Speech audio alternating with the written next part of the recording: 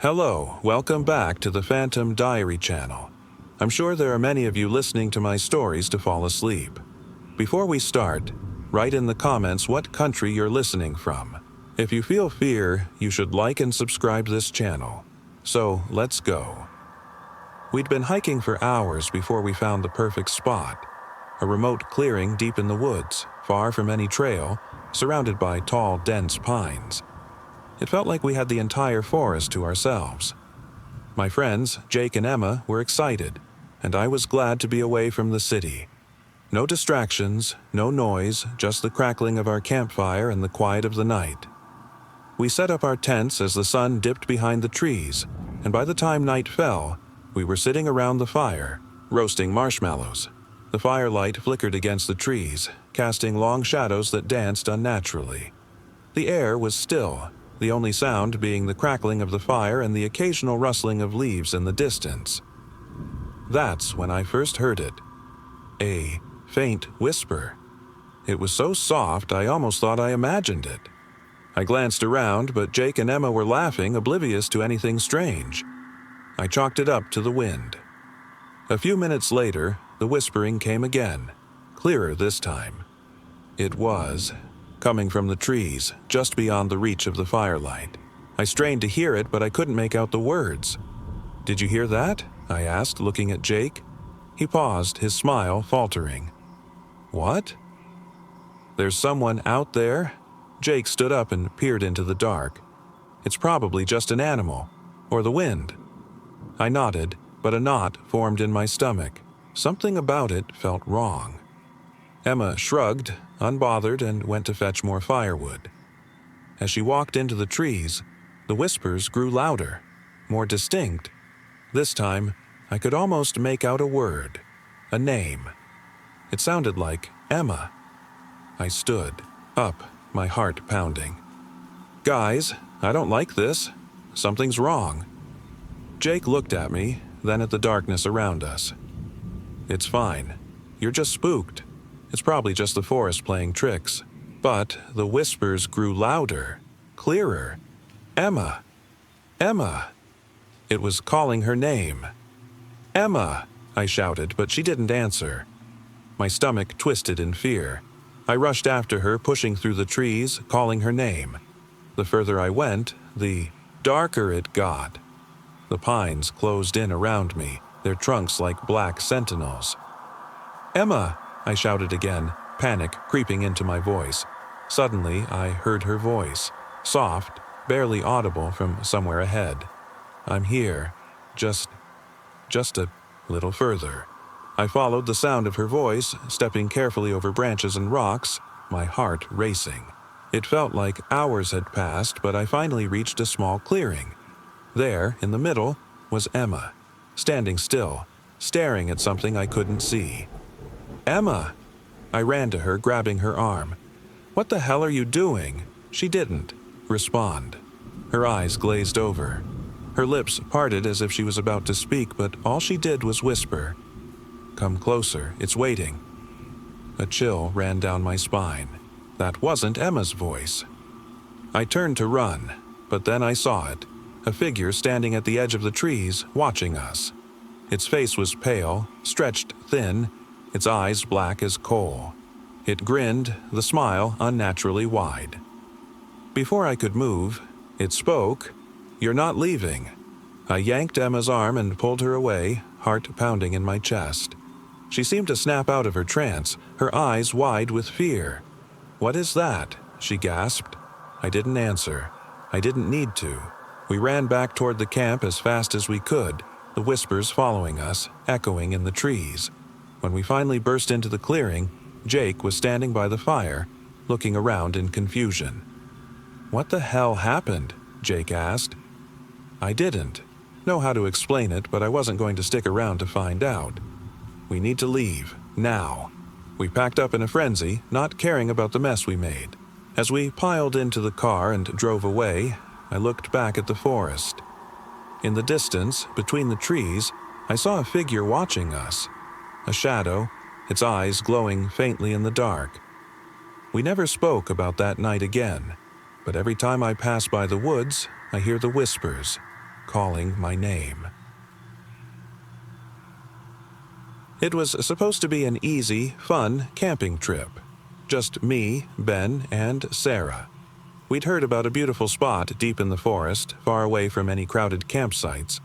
The kind of place where you can set up your tent, make a fire, and enjoy a quiet night under the stars. We couldn't resist. We arrived late in the afternoon, the sun already starting to dip below the trees. The forest was thick with pines, and the air smelled of fresh earth and pine needles. We set up our tents beside a stream, the gentle sound of running water adding to the peaceful atmosphere. "Perfect," Ben said, smiling as he poked the fire. "Just what we needed." We spent the evening cooking and talking, surrounded by the quiet hum of the forest. No one else was around, just the three of us and the wilderness. It felt like we had the whole place to ourselves. As the night wore on, the fire burned low and the conversation slowed. I stood up to grab some more firewood when I noticed something odd. Off in the distance, just beyond the trees, a faint light was moving. It wasn't the steady glow of another campfire. It flickered, almost like a lantern swaying back and forth. You guys see that?" I asked, pointing. Sarah squinted into the darkness. "Maybe it's someone else camping nearby." Ben frowned. "There shouldn't be anyone out here. This place is so remote." Curious, we grabbed our flashlights and made our way toward the light. The woods were eerily quiet now, the usual sounds of night animals gone. As we got closer, the light seemed to flicker faster, almost like it was moving away from us. "Don't like this," Sarah said, pulling her jacket tighter around her. But we pressed on, the light now a little clearer.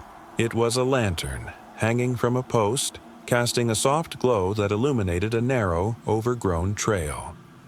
"What is this?" Ben asked. "I've never seen a path like this before." The trail seemed to go on forever, winding through the trees, like it had been forgotten by time. It wasn't marked on any map, but the lantern beckoned, as if inviting us to follow. "I'm just curious," I said, stepping onto the path. "Let's see where it goes." We walked for what felt like an hour, the trees growing denser as we went deeper into the woods. The path was faint, barely visible in places, but the light from the lantern guided our way. The air grew colder, the silence pressing in around us, but none of us felt like turning back. Finally, the trail opened up into a small clearing. In the center was a stone well, ancient and covered in moss. The lantern sat on the edge of the well, the flame flickering gently in the wind. "This doesn't feel right," Sarah said, her voice low. "Let's go back." But just as we turned to leave, the wind shifted, and the lantern went out, plunging the clearing into darkness. "Okay, that's enough," Ben said, his tone serious now. "We're heading back to camp."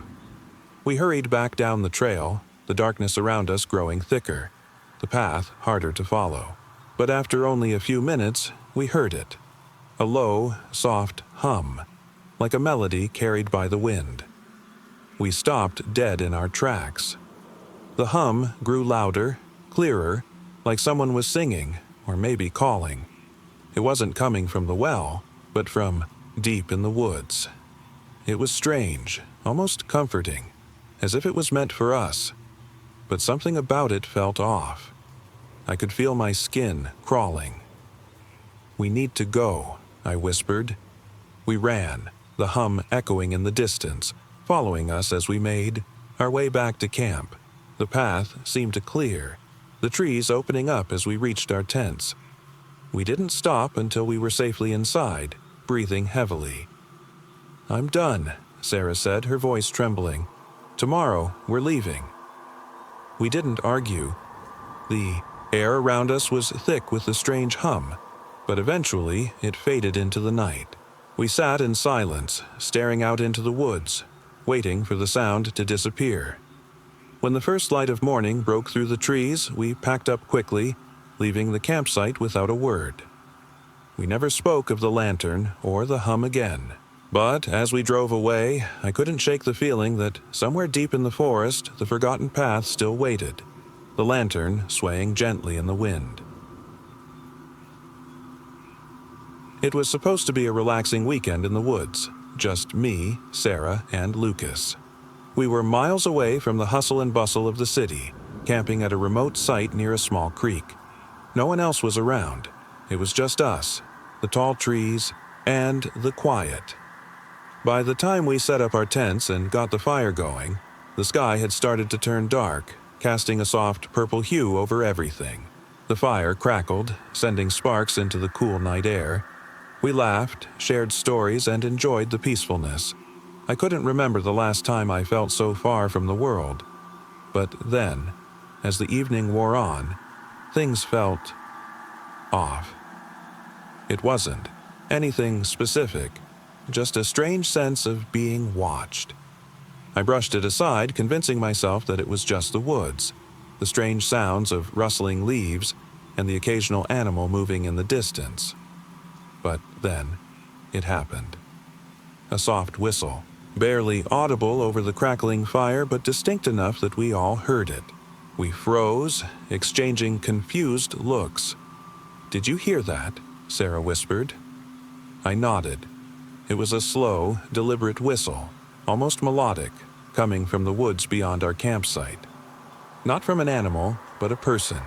Probably some guy out here. "Camping," Lucas said, trying to sound casual. But it didn't feel right. The woods were too quiet, and no one else had passed by since we arrived.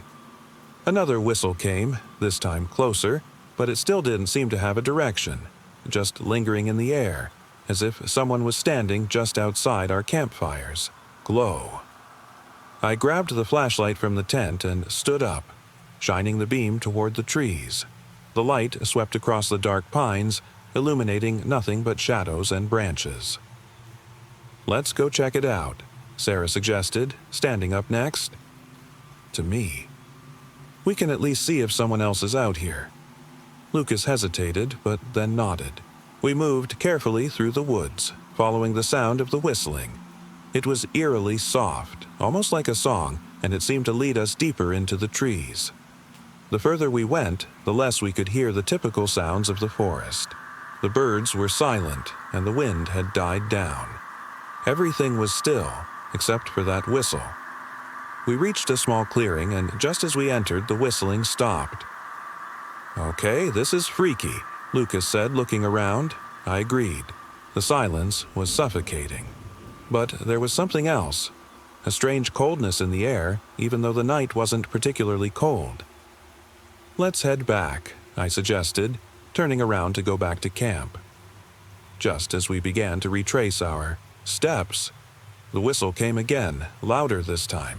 It seemed to be right behind us, but when we spun around, there was nothing there. No figure, no movement. Just the trees, standing tall and silent. "I'm done," Sarah said, pulling out her phone and shining it around. "I don't care who's out here. I'm not sticking around." I agreed. We turned and headed back to camp as quickly as we could, the whistle fading into the distance.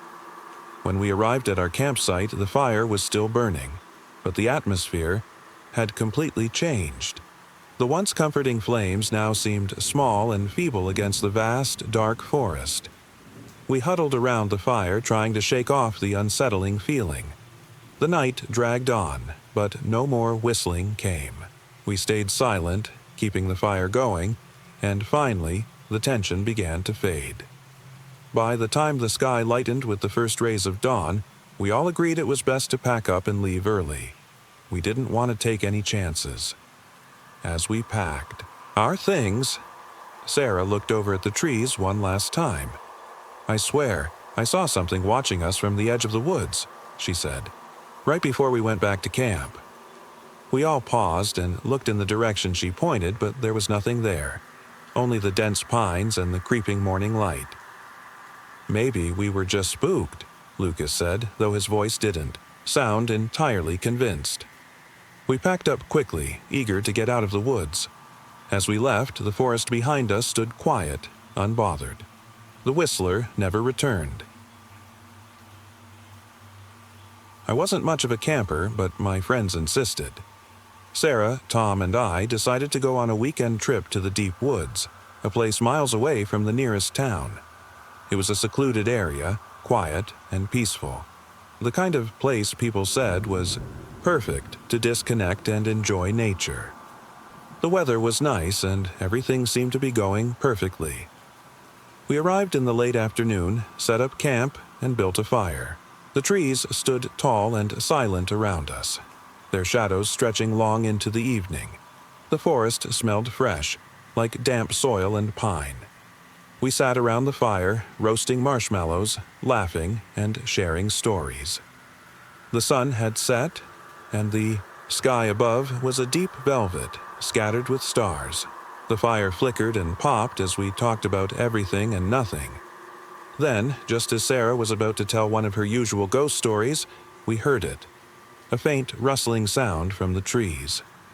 At first, we ignored it. Nature, right? But the sound wasn't like the usual rustle of leaves or wind. It was heavier, like someone was moving through the brush. "Did you hear that?" Tom asked, his voice quieter now. We all listened. The noise was getting closer, too distinct to ignore. It sounded like footsteps, slow, deliberate, and almost too loud in the dead of night. "I'm sure it's just an animal," I said, trying to calm the growing unease in my chest. But then it happened again, closer this time, just at the edge of the trees. There was no mistaking it now. Someone, or something, was out there. "I'll check it out," Tom said, his voice steady but his eyes betraying a flicker of uncertainty. "Are you sure?" Sarah asked, her voice low. "Yeah, I'll just see what it is," he replied. "Stay here." He grabbed the flashlight and walked toward the trees. I watched, heart pounding in my chest as he disappeared into the darkness. The rustling continued, but now there was no sign of what was causing it. A few minutes later, Tom called out from the woods. "Guys, it's nothing. Probably just a deer or something. I'll be back in a sec." Relief washed over me. I was about to relax when something strange happened. The rustling stopped, but not completely. It became quieter, almost as if it was waiting. We didn't move. I glanced at Sarah and noticed the anxiety in her face, mirrored by my own. Then, just as I was about to speak, a figure stepped out of the shadows. It was Tom. But something was off. He was standing unnaturally still, his body rigid. His face was expressionless, almost vacant. "Tom?" Sarah called, sounding hesitant. He didn't respond. Instead, he took a slow, deliberate step forward. Another, and another. He stood up, unease twisting in my stomach. "Tom, what's going on? Are you okay?" He continued moving toward us, but there was something strange about the way he walked, like his movements were mechanical, too smooth, too precise, and his eyes. They were wide, unblinking, but empty. I was about to reach out to him when Sarah suddenly gasped, her voice shaking. "Look behind him." We turned. In the distance, through the trees, there was another figure. Not Tom. It was dark, tall, and shadowy, but it seemed to blend with the trees, moving like a blur. "Who's there?" I shouted. Tom didn't react. He continued toward us, his pace quickening now, almost unnaturally fast. My heart raced as I stepped backward, grabbing Sarah's arm. We started running, not sure what to do or where to go. But then, just as we were about to reach the edge of the campsite, the figure, Tom, stopped. The strange presence behind him was gone. And just like that, Tom blinked, his expression returning to normal. He shook his head as if waking up from a trance. "What? What happened?" he asked, looking between Sarah and me. We both stared at him, wide-eyed. You were walking toward us," I said, my voice trembling. "You weren't responding." Tom frowned, clearly confused. "I didn't even leave the camp. I was just checking out the noise." We stood there for a long moment, trying to make sense of what had happened. The forest was completely still again, the rustling gone, the shadows now seeming just like shadows. No strange figure, no odd behavior. Just the three of us standing around the fire, unsure of what had just occurred. "Maybe we should head back to the car," Sarah suggested after a while, her voice still shaky but calm. We agreed, packing up the camp in record time. As we drove back toward town, the trees seemed less ominous, the forest less oppressive. We didn't speak much on the way home, but none of us ever forgot that night in the woods. We never figured out what caused the strange behavior or the shadows we saw, but it didn't matter. We were safe, and sometimes that's all that matters. It was supposed to be a peaceful weekend getaway, just me, Anna, and Mark. We drove up to the remote campsite in the middle of the forest, eager to escape the chaos of our busy lives. The site was tucked away in the woods, far from any main roads or trails, the perfect place to disconnect. We set up our tents by the small, quiet lake just as the sun began to dip below the horizon. The evening air was cool, and we built a fire to keep us warm. The sky turned dark and the stars began to twinkle above us. We were happy, joking around and roasting marshmallows, feeling like we had the whole world to ourselves. Then, at about midnight, it happened. I had just finished telling a ridiculous story about my office, and we all laughed when I noticed something strange. The trees across the lake were swaying, even though the air around us was still. It wasn't the usual shift of leaves in the wind. It was as if something was moving between the trees. My first thought was an animal, maybe a deer or a bear, but it was moving too smoothly, almost like it was walking. "Anyone else see that?" I asked, my voice suddenly uneasy. Anna and Mark both turned, squinting into the distance. "I see it," Anna said, her voice low. "Looks like something's moving." Mark grabbed the flashlight from his bag and shone it toward the trees. We waited in silence, the beam of light cutting through the darkness. But whatever it was, it disappeared the moment the light touched it. There was nothing there. "It's probably nothing," I said, trying to shake off the feeling. "Just the wind." But Mark was already standing up, walking a little closer to the edge of the lake. "I'll go check it out," he said. Anna and I exchanged a nervous glance, but neither of us stopped him. It didn't seem like a big deal at the time. As Mark reached the water's edge, I felt an odd chill wash over me, as if the temperature had dropped several degrees. Anna, still sitting by the fire, seemed uncomfortable too. We both looked out into the trees, waiting for Mark to return. But, as time passed, the silence stretched on longer than we expected. "Mark?" I called out, but there was no response. Anna stood up and walked toward the water's edge.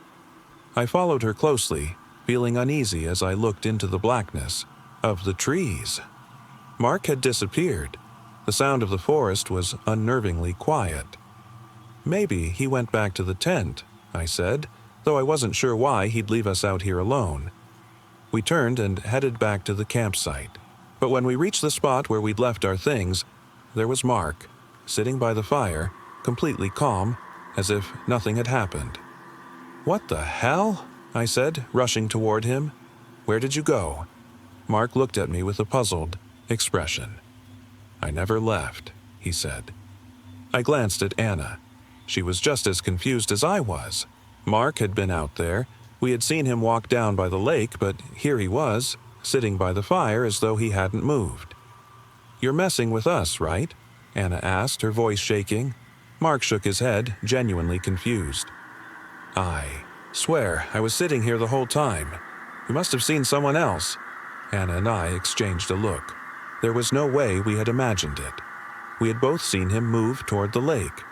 But now the campfire felt warm, and the odd tension that had been building slowly started to fade.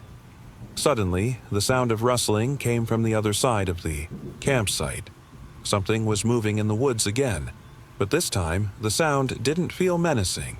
It felt curious, like something was observing us, just out of sight. I grabbed the flashlight and we all turned toward the noise, shining the light into the trees. And that's when we saw it, just beyond the tree line. a figure standing still. Not human, but not an animal either. It stood there for a moment, then slowly faded into the darkness. I turned to Mark and Anna, my heart pounding in my chest. "Did you see that?" I whispered. Anna nodded, but Mark just shook his head. "There's nothing there." After a few moments of nervous silence, I spoke up. "It's getting late. Maybe we should call it a night." We went back to the fire, and Mark reluctantly agreed to settle down. The strange noises stopped, the air seemed to warm again, and for the rest of the night we sat quietly, staring into the flames. The next morning, we packed up our things and left the campsite, but the unease lingered in the back of my mind. As we drove away, I glanced at the forest one last time. There was no sign of movement, no hint that anything strange had happened. Yet I knew something had been watching us, something we had only barely caught a glimpse of. We never spoke of it again, but every now and then, when I'm deep in the woods, I feel the eyes of something far away, just out of sight. I'll never forget that camping trip.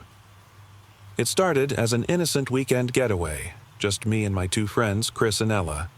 We had no plan other than to hike, roast marshmallows, and take in the quiet beauty of the forest. The weather was perfect, and the sun was setting as we set up our campsite in a secluded area far from any trail. As night fell, the forest grew still, with only the crackling of our campfire breaking the silence. The three of us sat around the fire, laughing and telling stories. The moonlight filtered through the trees, casting long shadows that danced on the ground. It felt peaceful, like we were the only ones in the world. But then, around midnight, things changed. At first, it was subtle, just a flicker in the corner of my vision. I dismissed it as nothing, a trick of the firelight. But then it happened. Again. I glanced up at Chris and Ella, who were still talking, oblivious to the strange sensation creeping over me. There was something in the trees. I stood up and took a few steps closer to the forest's edge. At first, all I saw were shadows, but then, through the gaps in the branches, I spotted something moving. It was large, but not quite right. The shape was distorted, like it was hiding behind the trees, watching us. "Hey, do you guys see that?" I whispered. Ella and Chris looked up, following my gaze. But there was nothing. The forest was silent again, as if nothing had ever been there. "I don't see anything, man," Chris said, his voice tinged with confusion. I wasn't sure what I'd seen, but the feeling of being watched didn't fade. I sat back down by the fire, trying to shake it off, but it came again, rustling in the distance, faint but unmistakable.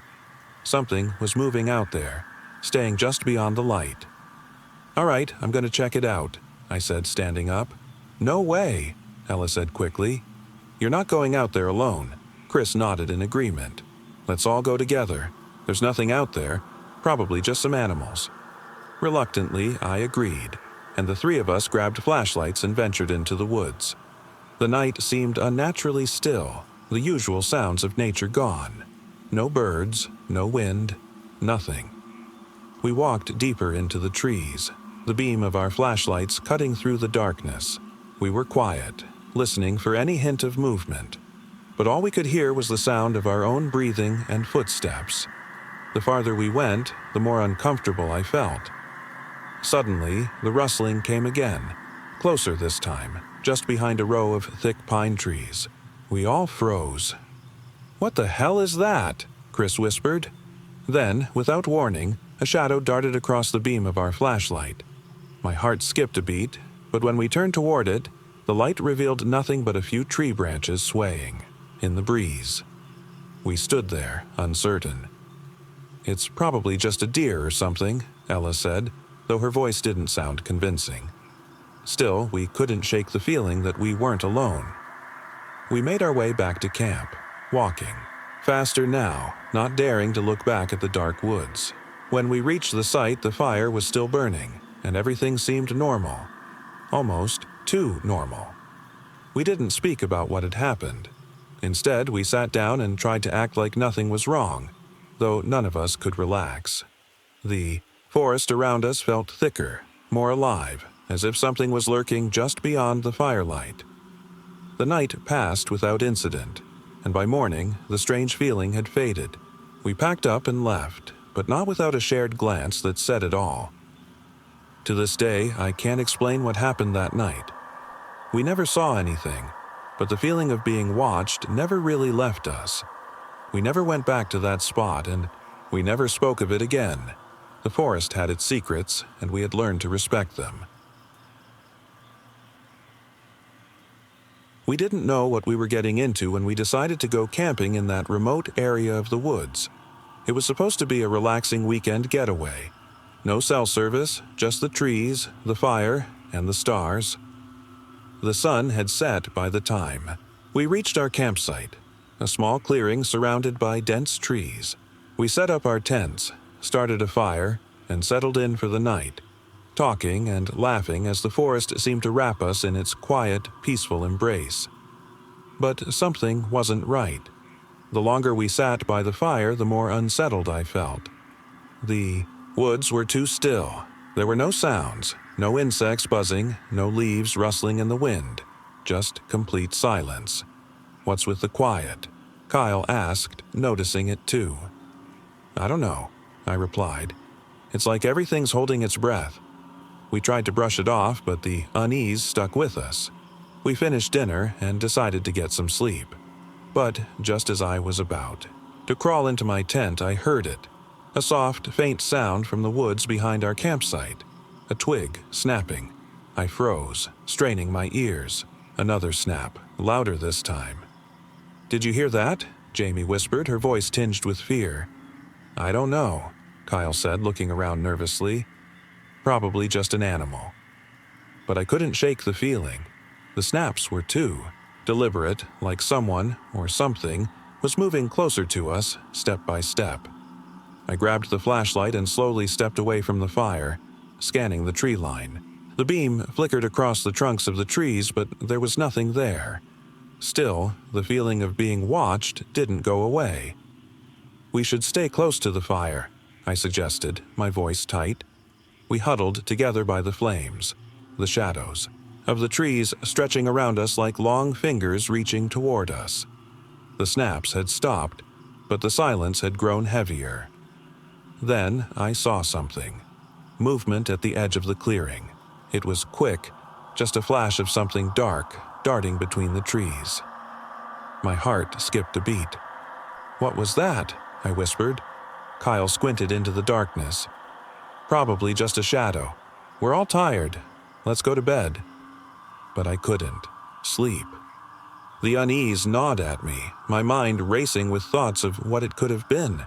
I lay in my tent, listening to the night, the distant rustle of branches, the occasional chirp of a bird. Everything was quiet again, almost too quiet. Then I heard it. A voice, soft but clear, coming from the trees behind me. "Help." I froze, the blood draining from my face.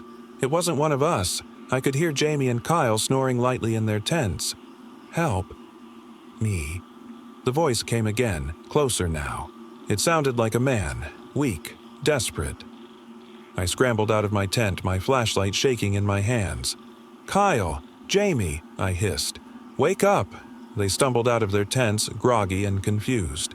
"What's wrong?" Kyle asked. "Did you hear that?" I whispered. "Someone's out there.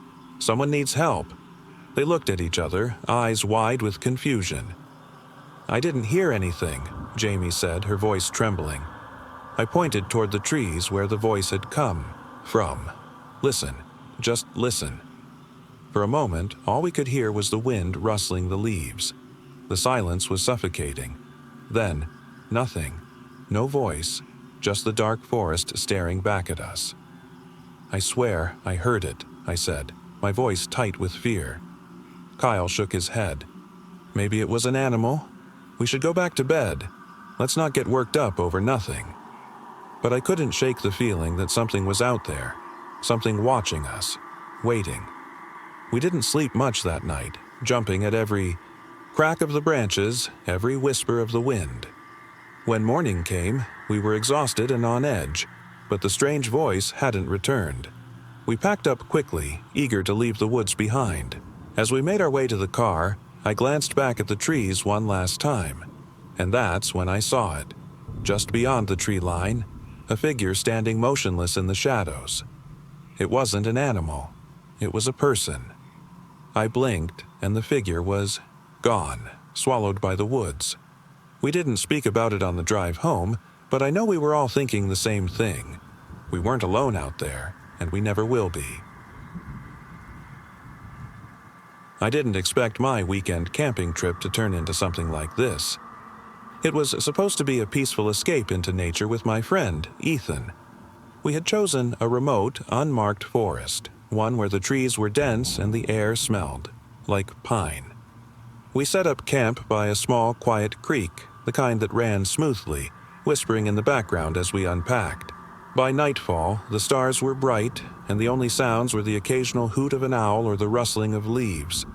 But then, around midnight, something changed. At first, it was subtle. A sound, faint but clear. Footsteps, not far off. I thought it was probably an animal, but when it came again, closer this time, I felt a chill in the air. "Do you hear that?" I whispered, looking around. Ethan froze. "Yeah, that's not normal." He sounded uneasy, more so than I expected. The footsteps stopped. For a long moment, there was only silence, the kind that makes you start questioning the things you can't see. But then, from somewhere deep in the woods came a loud crack. A branch breaking, then the sound of something heavy shifting through the underbrush. My heart raced. What was that? "I don't know," Ethan muttered. "Stay. Here, I'll check it out." He grabbed the flashlight, shining it into the trees. I watched as the beam sliced through the darkness, revealing only the trunks of the pines, their branches swaying gently in the breeze. I held my breath, waiting. Then, the light flickered. "Ethan," I called, but he didn't respond. I stood, up, heart pounding, feeling suddenly very small in the vast, dark woods. There was no sound now, except for the wind in the trees. Maybe I had imagined it. But then I heard it again. Soft footsteps, coming closer, too rhythmic to be an animal. I stepped forward cautiously, but the second my foot hit the ground, the footsteps stopped. The silence was so heavy I could hear my own pulse. "Ethan!" I called out again, this time louder. No answer. Then, from behind me, I heard a low, almost guttural growl coming from the direction of the creek. My stomach dropped and I spun around, but there was nothing there. I turned back to the camp, deciding to grab my phone and call for help. But as I reached the fire, my phone's screen flickered and went black. Panic surged in me. I was cut off. No way to contact anyone. Suddenly, the growl came again, closer this time, as if whatever it was right behind me. I whirled around, shining the flashlight into the darkness. I saw nothing at first, but then, just beyond the tree line, I saw something move. A shape. Tall, humanoid, but wrong. Too tall. Its body was obscured by the shadows, but its eyes, they glowed faintly, red, like two embers in the night. I took a step back, but it was too late. The figure lunged at me with a speed that defied reason, its hand reaching for my throat. I gasped, dodging to the side, barely avoiding its grip. It hissed, the sound cold and unnatural, like the wind whistling through the trees. Without thinking, I ran. I bolted into the woods, not daring to look back. The branches whipped at my face and the ground beneath my feet felt uneven, but I didn't care. I ran until my lungs burned, until I could no longer hear the growl of that thing behind me. Finally, I stopped, panting. My legs trembled, and I sank to the ground, every nerve on edge. The forest around me seemed eerily still, and for the first time I realized how completely isolated I was. Then I heard it again. The footsteps, not far off. I wasn't alone anymore. Whatever it was out there, watching me. waiting. I didn't stop running until I found the highway, hours later. And when I finally looked behind me, the woods were quiet once again. There was no sign of Ethan, no trace of anything that had chased me. I don't know if Ethan made it out. I don't know if I'll ever go back to those woods. But I'll tell you this. Whatever was out there, it wasn't human. And it's still waiting for the next person to step too far into the hollow woods. We had been planning the camping trip for weeks. Me, Adam, and Lisa. A weekend of hiking, fishing, and sitting around the fire, miles away from anyone else. We picked a remote spot deep in the forest, off any marked trails where the trees were dense, and the silence felt almost unnatural. The first night was peaceful. We cooked over the fire, told stories, and watched the stars. But as the fire burned low, Lisa frowned. "Do you guys feel like we're being watched?" she asked. Adam laughed. "By what? A squirrel?" I shook my head, but something about the woods did feel different. Too still. I brushed it off. We were just psyching ourselves out. Later that night, I woke up to a sound outside the tent. A soft crunching of leaves. I held my breath. It wasn't the wind. It was footsteps, slow and deliberate, circling our campsite. I reached over and shook Adam awake. "Do you hear that?" Lisa sat up too, her eyes wide. The sound stopped. Silence. Adam unzipped the tent just enough to peek out with the flashlight. The beam cut through the darkness, landing on the empty forest. Nothing moved. "Probably just an animal," he whispered. None of us really believed that. But eventually, we forced ourselves back to sleep.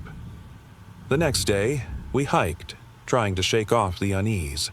The trees seemed taller, the shadows longer, but we blamed it on lack of sleep. When we returned, something felt off. Lisa was the first to notice. Were our backpacks moved? They had been inside the tent. Now they were neatly arranged in a circle outside. Adam turned pale. "Guys, someone was here." We searched the area, calling out, but no one answered. That night we built the fire bigger, as if it could keep the fear away. We agreed to take turns keeping watch. Around midnight it was Adam's shift. I was half asleep when he suddenly gasped. "Wake up," he hissed. Lisa and I sat up instantly. He pointed toward the trees. "There's something out there." I grabbed the flashlight and shined it toward the woods. My stomach dropped. Two glowing eyes stared back. Not an animal. Too high off the ground. Then more appeared. 3, 4, 5. Silent figures stood between the trees, watching. They didn't move, didn't blink, just stared. Lisa grabbed my arm. "What do we do?" "Stay by the fire," Adam whispered. Figures didn't come closer. They stayed at the edge of the light as if waiting for something. The fire crackled, the only sound in the night. Minutes passed. Then an hour. The figures never moved. We didn't sleep. We didn't dare.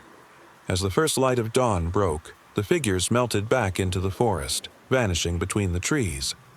When we packed up to leave, the unease never lifted. The forest felt the same, but we knew better now. Something was out there, and it was still watching. It was supposed to be a peaceful weekend getaway. My friends and I, Eliza, Marcus, and myself, decided to take a break from city life and spend the weekend camping in the forest.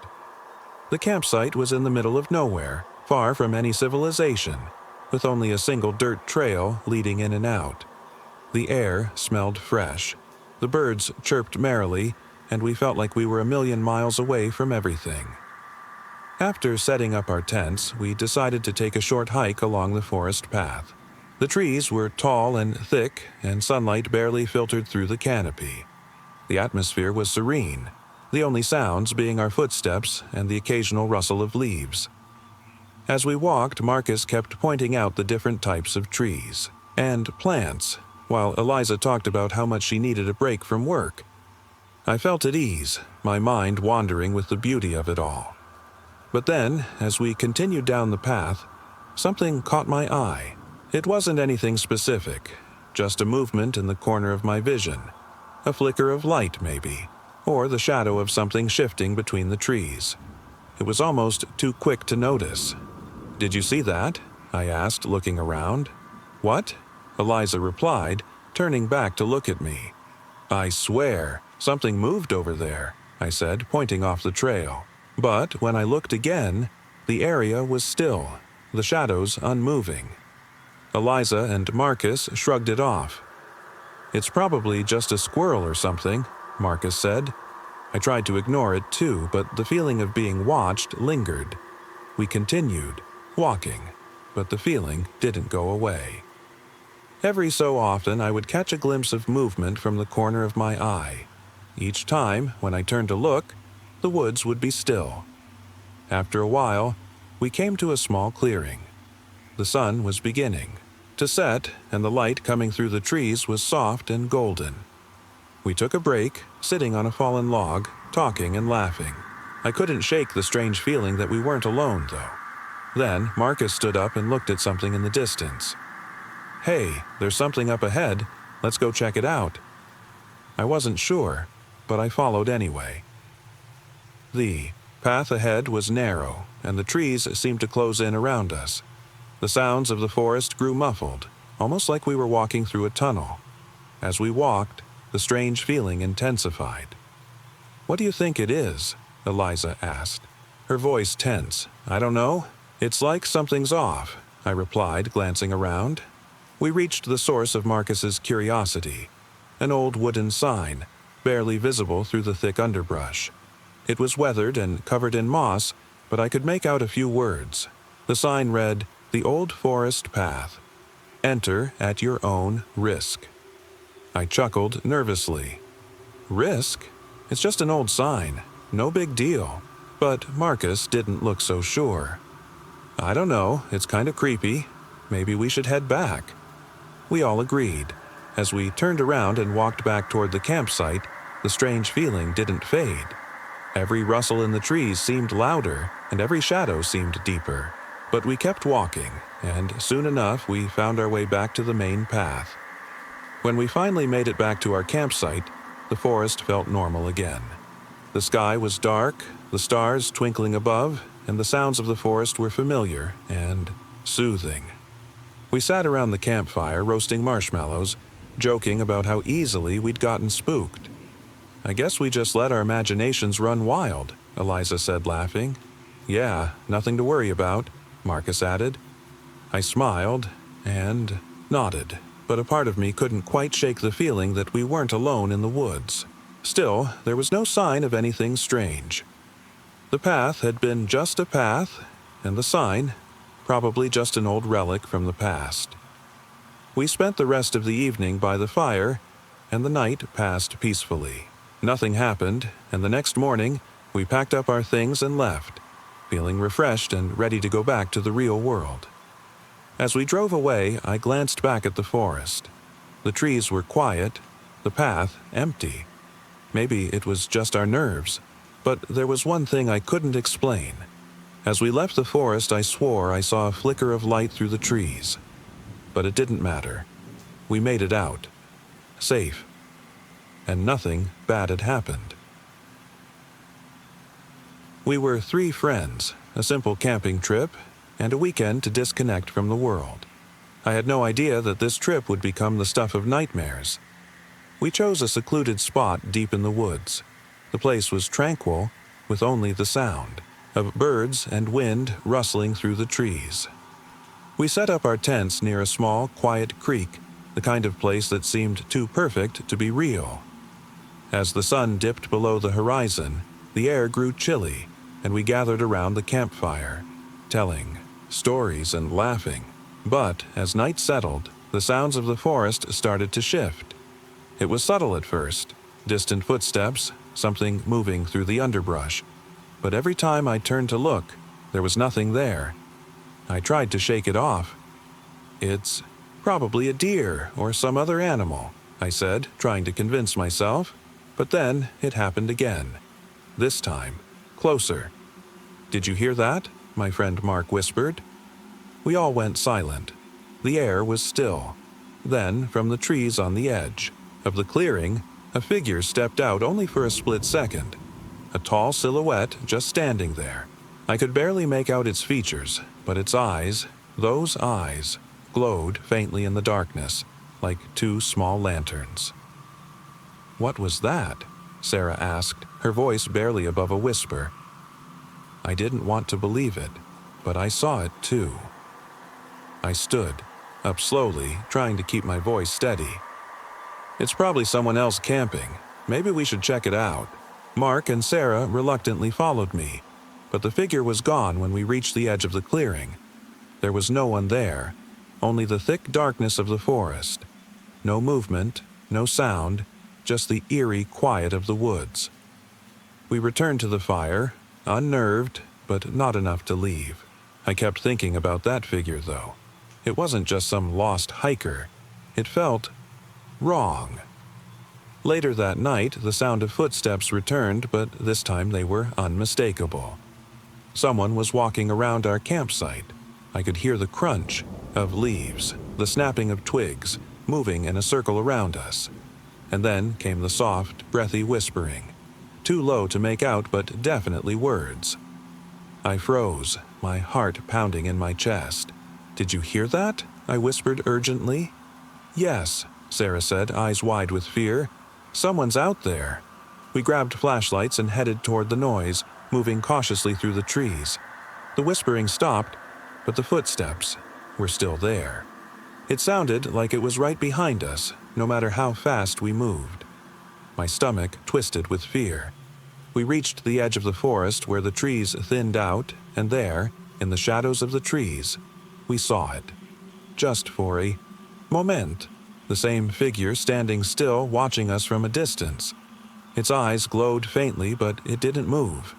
This time, I didn't hesitate. "Run!" I yelled, and we bolted back to the campsite.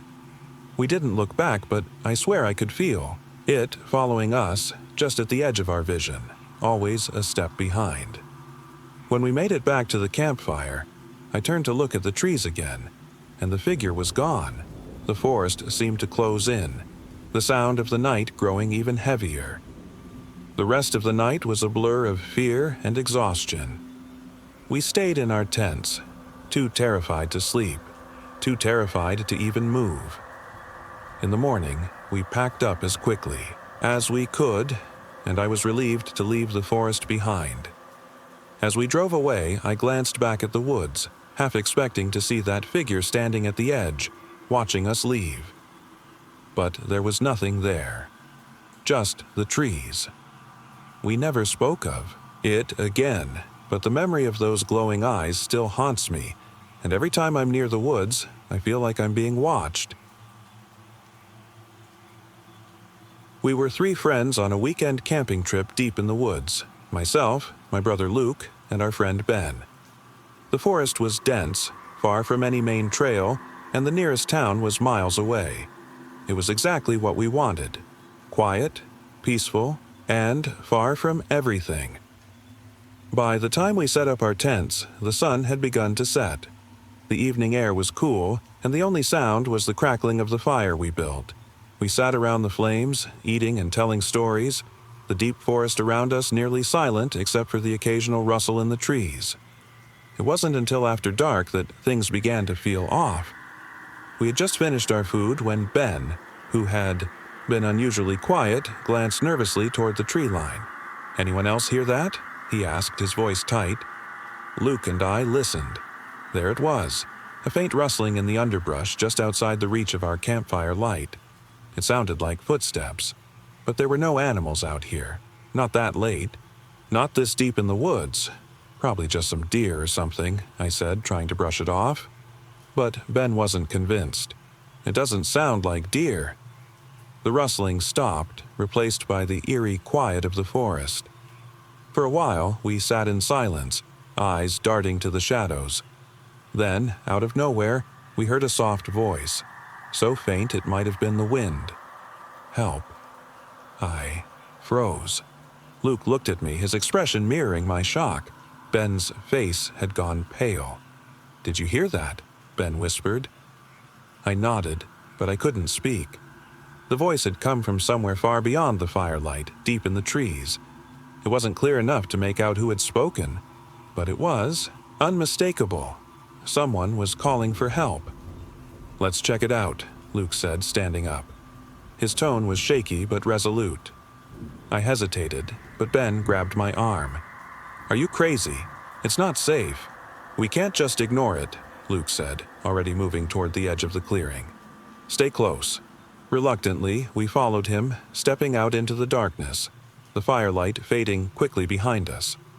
As we walked deeper into the woods, the trees pressed in on us, blocking out most of the sky. The forest was eerily quiet now. No wind, no animals. Just that sinking feeling in your stomach that you were being watched. After a few minutes, we heard it again. Faint, but unmistakable. "Help me." It came from a thicket of trees to the left, and without another word, we veered off the path, cutting through the underbrush. As we pushed through the thick trees, we finally saw something in the distance. A figure, hunched over, barely visible in the dim moonlight. "Hey!" Luke shouted, running forward. The figure didn't move. It was a man, or at least it looked like one at first, though something about the way he stood seemed wrong. His back was unnaturally bent, and his face was obscured by shadow. We got closer, but the man still didn't react. His head was hanging low, and his arms hung limply at his sides. "Are you okay?" I called, my voice shaking. The figure slowly turned his head, and that's when I saw his face. My stomach twisted.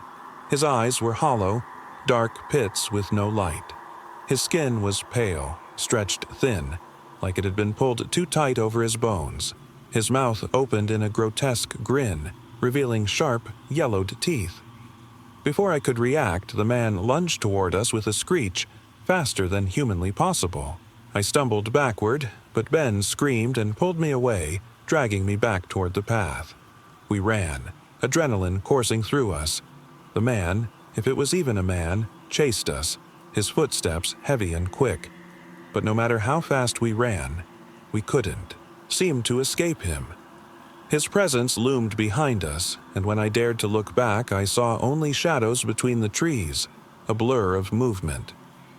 We didn't stop until we were back at our camp, gasping for breath. The fire was still burning, but the woods felt even darker now, the air thick with the sense of something watching us. We didn't speak, just gathered our things and packed up as quickly as we could. We didn't see the figure again, but I could feel its eyes on us every step of the way. When we finally reached the car, we drove off without looking back. None of us said a word on the way home, and we never returned to those woods. I never should have gone camping alone, but I had no choice. After weeks of stress and barely sleeping, I just wanted a quiet weekend in the woods. I found a secluded spot deep in the forest, miles away from the nearest town. It was the perfect place to clear my head.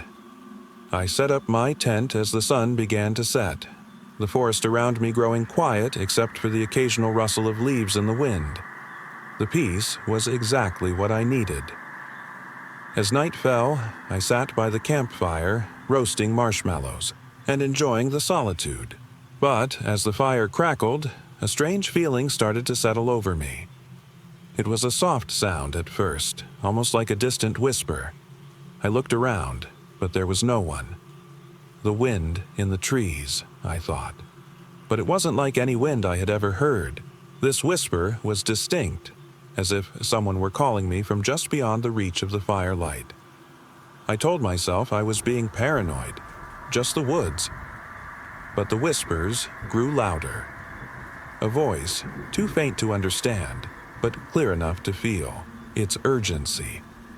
Suddenly, I heard footsteps, slow, deliberate, like someone was walking through the forest just out of sight. My heart raced. There was no one here, no one for miles. I grabbed my flashlight and shined it into the trees, but all I saw was darkness.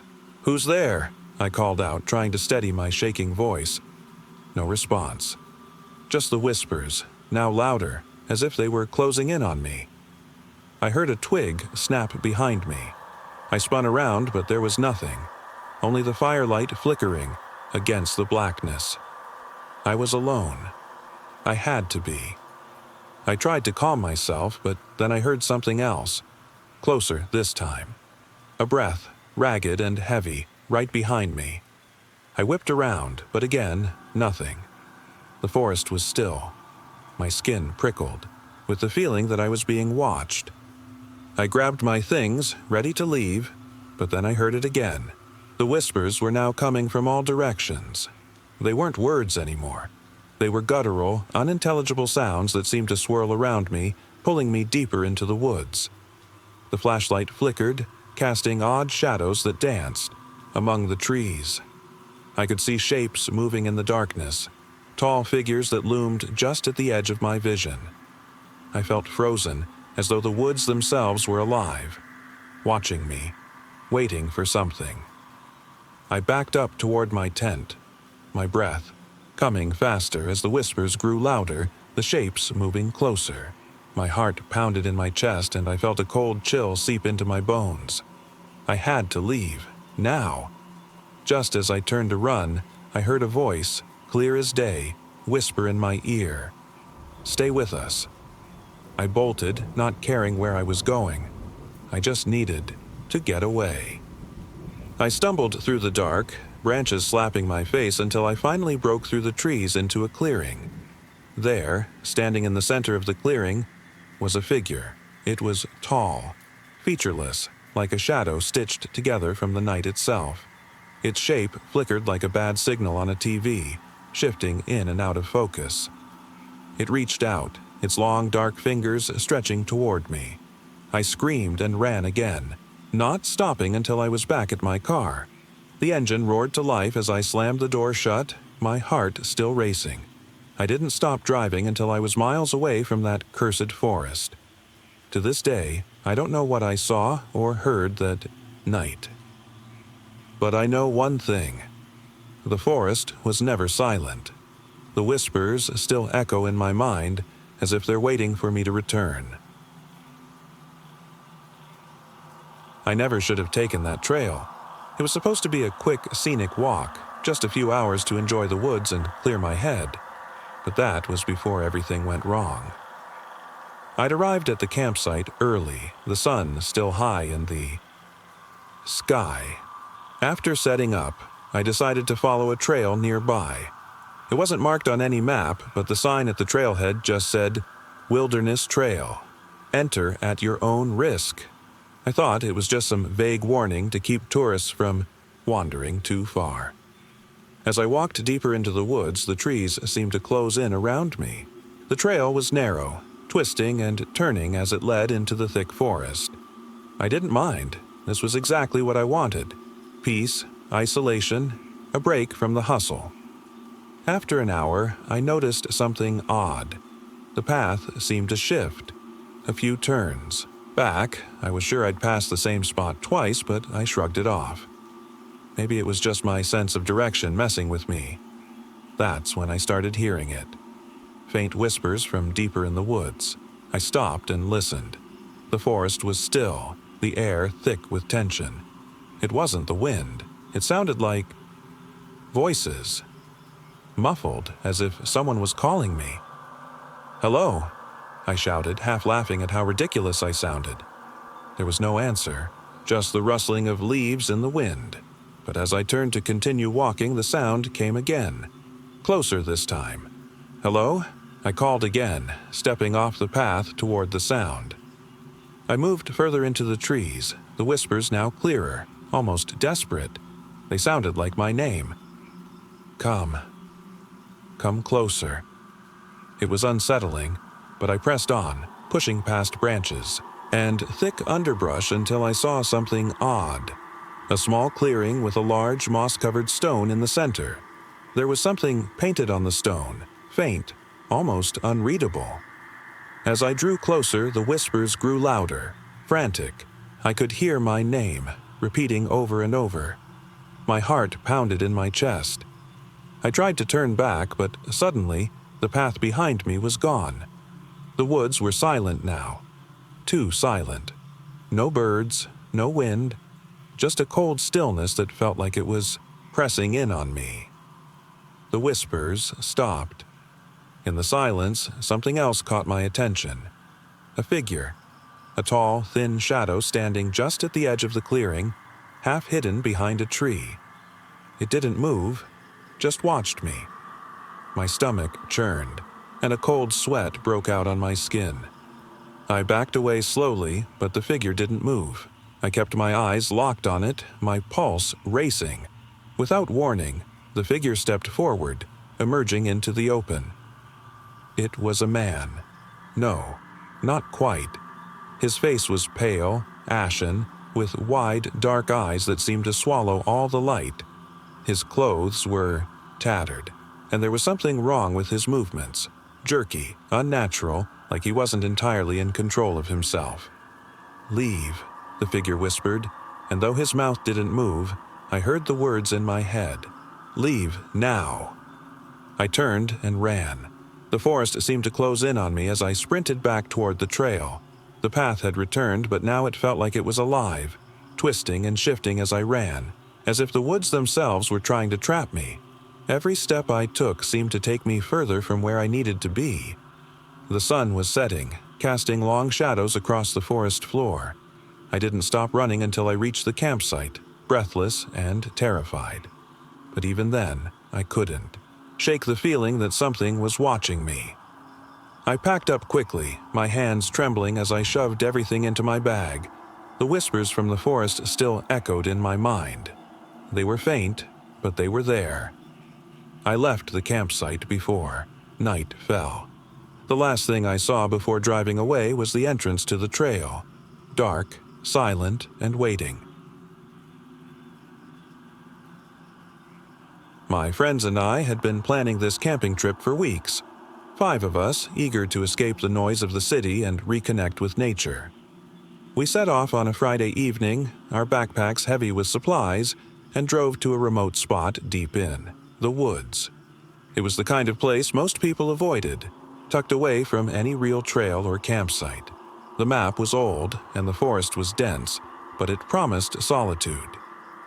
We set up camp as the sun dipped below the horizon, the trees casting long shadows. The air was crisp, the kind of cold that sinks into your bones. As we gathered around the fire, we shared stories and jokes, enjoying the warmth of the flames. But as night fully settled in, something felt off. I brushed it off at first. Maybe it was the isolation, the unfamiliar sounds of the forest. But as the fire crackled and we laughed, I noticed something in the trees. A movement, something just outside the circle of light. I looked closer. Nothing. Just the dark trees swaying in the breeze. "Did you see that?" I asked my friend Ben, who was sitting beside me. He turned, squinting into the darkness. "See what?" I didn't answer. The movement was gone, but the uneasy feeling remained. I chalked it up to my imagination and tried to focus on the fire. It wasn't until later, when we were settling into our tents, that the odd sounds started. At first, it was the usual noises: crickets, the rustling of leaves, the occasional animal. But then came something else. It was faint at first, like a soft shuffling in the woods, too rhythmic to be a wild animal. The sound grew louder, closer, as if someone was walking around our camp. I zipped my tent open slightly and peered out. The woods were completely still. There was no one in sight. "Guys, did you hear that?" I whispered to Ben, who was just outside his tent. He nodded, his eyes wide with concern. "Yeah, I don't like it. Let's stay quiet. Maybe it's just an animal." But we both knew it didn't sound like an animal. The shuffling stopped for a while, and we tried to sleep, but it was impossible. Every creak of the trees, every snap of a twig made my heart race. The silence between the noises felt heavier, like something was waiting. Then, just before midnight, it happened. The faintest whisper broke the silence. A voice, low, distorted, like it was being carried on the wind. At first, I thought it was one of my friends messing with me, but when I looked out, no one was near the campfire. The voice came again, clearer this time, and it wasn't English. I couldn't understand the words, but the tone was unmistakable. It was calling us, and it was coming from deep in the woods. "We need to go," I said, panic rising in my chest. I unzipped my tent, ready to wake everyone up, but before I could call out, I heard footsteps. Heavy, slow, like someone, or something, was moving around the camp. I grabbed my flashlight and shone it toward the trees. The beam cut through the darkness, but there was no one there. Only the trees, looming tall and oppressive in the night. Ben was next to me now, his face pale. "We can't stay here." But just as I was about to suggest we pack up and leave, a figure appeared. It was standing near the edge of the tree line, tall and unnaturally still. The moonlight hit it just enough for us to see its outline, its shape. It wasn't quite human, but it wasn't entirely animal either. Its limbs were too long, the way it stood too rigid. "Move," I whispered urgently, grabbing Ben's arm. We started to back away slowly, but just as I turned to gather our things, a low growl rumbled from the trees. My heart stopped. The figure moved. It wasn't walking.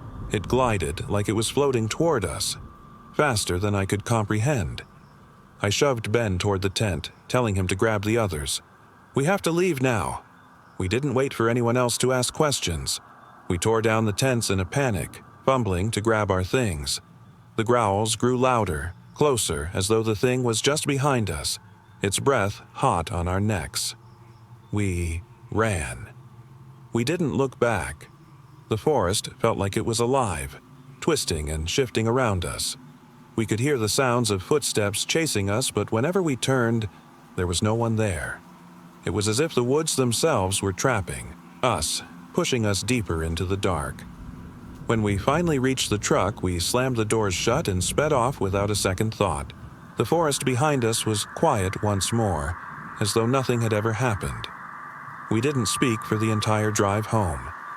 I couldn't bring myself to look at my friends. I didn't want to know if they had seen what I had seen. But to this day, I still hear it, the whispering voice, the growls in the night, and I can never forget the figure in the woods, its eyes burning through the darkness, watching me, waiting. We had been looking forward to this camping trip for weeks, just me, Kyle, and Jamie. A weekend away from the noise, no signal, just the deep woods. We picked a remote campsite miles off the main trail, a place no one else would be. By sunset, our fire crackled, the sky fading into darkness. The forest felt endless, the trees standing like silent watchers.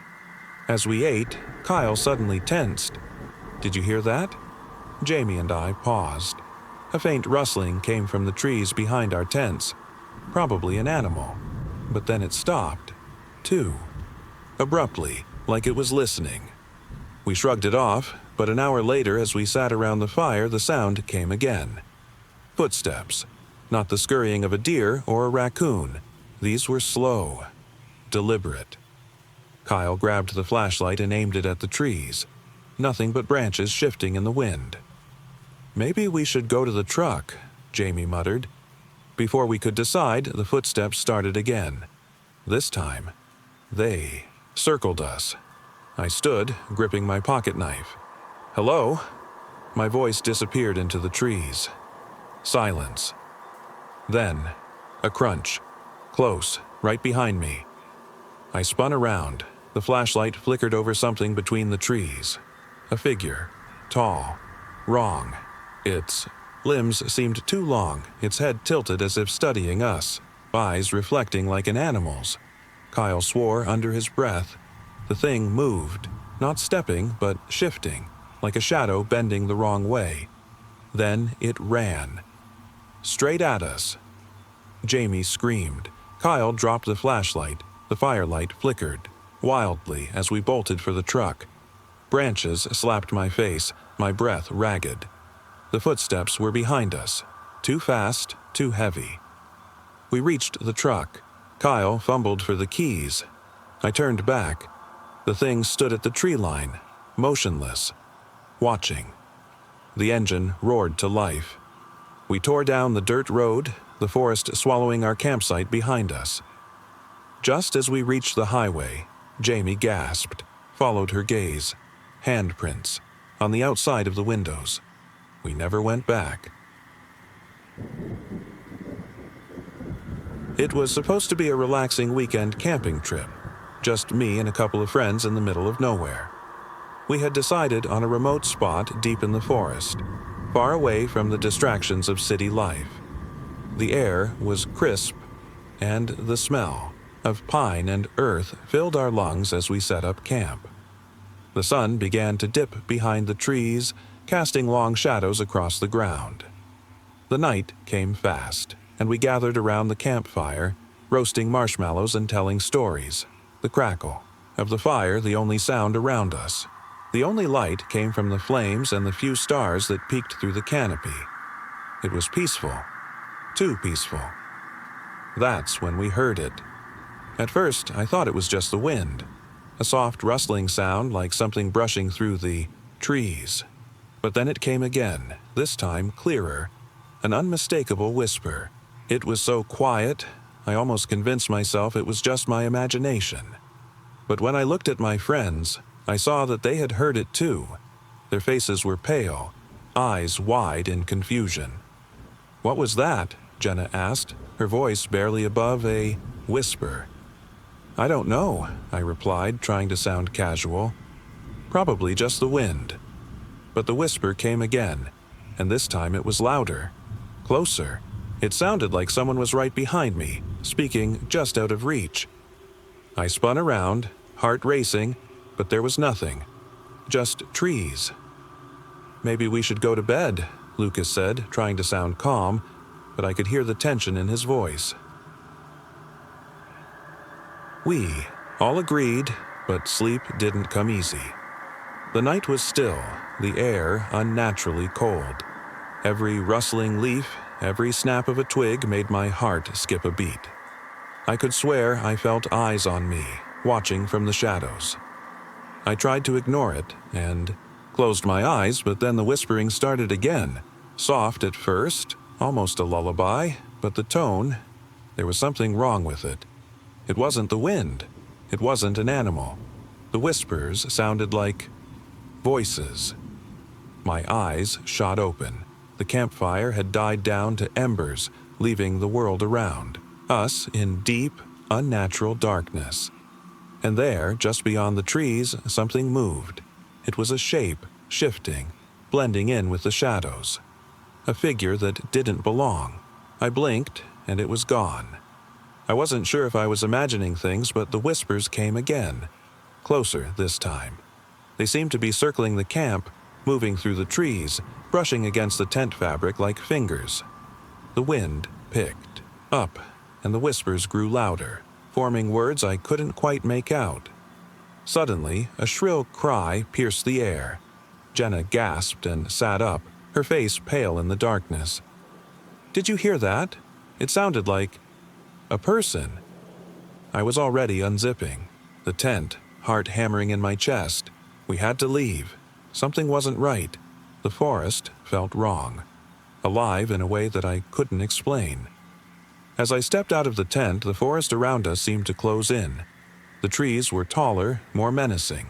The air was thick, like the woods were holding their breath.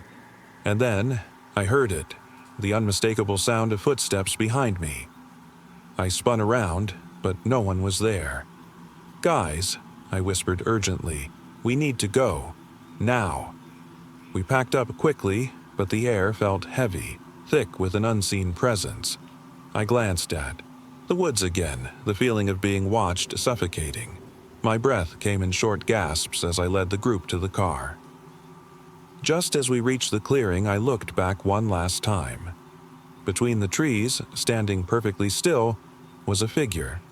Pale, almost skeletal, with dark, hollow eyes. It wasn't moving, just watching us. Before I could say anything, the whispering returned, louder than ever, now unmistakably clear. "You can't leave." I grabbed Lucas's arm, pulling him toward the car. The others were already inside, frantically starting the engine. As we drove away, the figure remained in the rearview mirror for a moment, its hollow eyes never leaving us. Then, just as we turned onto the main road, it vanished. We never spoke about it again. But sometimes, when I close my eyes, I hear the whispering of the pines, and I feel the weight of unseen eyes watching me, just waiting for me to return. We had been looking forward to this camping trip for weeks, just me, Kyle, and Jamie. A weekend away from the city noise, no signal, just the forest and the stars. We picked a remote campsite deep in the woods, far from any trail or other campers, the kind of place you can't find on a map, where silence feels heavy and the air smells like pine needles and earth. We set up camp in the late afternoon, the sun casting long shadows through the trees. The fire crackled as we cooked dinner, the warmth from the flames pushing back the growing chill of the evening. We joked and laughed, completely at ease. It was supposed to be the perfect escape. But as night fell, the forest began to feel different. The wind picked up, rustling the leaves, and the shadows between the trees grew thicker. That's when Kyle mentioned it. "Anyone else hear that?" he asked, looking over his shoulder. I paused. There was a rustling in the distance. It wasn't the usual sounds of the forest. No animals, no birds, no wind.